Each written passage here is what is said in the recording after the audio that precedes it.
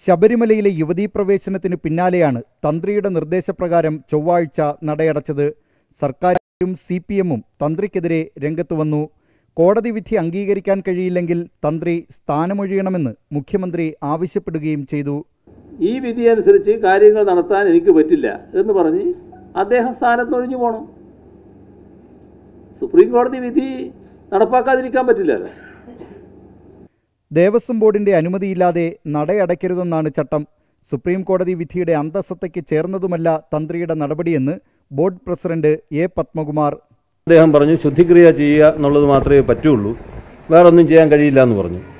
പിറ്റേ ദിവസം വേറെ ചില അഭിപ്രായങ്ങൾ വന്നു, ഞങ്ങൾ നേരത്തെ തീരുമാനിച്ചിരുന്നതാണ് എന്ന് പറഞ്ഞു. എന്തായാലും അങ്ങനെ ഒരു കാര്യം ചെയ്യുമ്പോൾ ദേവസ്വം ബോർഡിൻ്റെ ഒരു അനുമതി അക്കാര്യത്തിൽ ഉണ്ടാവണം എന്നുള്ളതാണ് നിയമത്തിൽ പറയുന്നത്.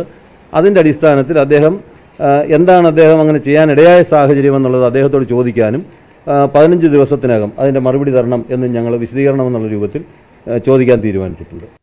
ശബരിമല തന്ത്രിക്കെതിരെ ആഞ്ഞടിച്ച് മന്ത്രി VS സുനിൽകുമാർ. തന്ത്രിയെ മാറ്റണമെന്ന് സുനിൽകുമാർ തൃശൂരിൽ ആവശ്യപ്പെട്ടു.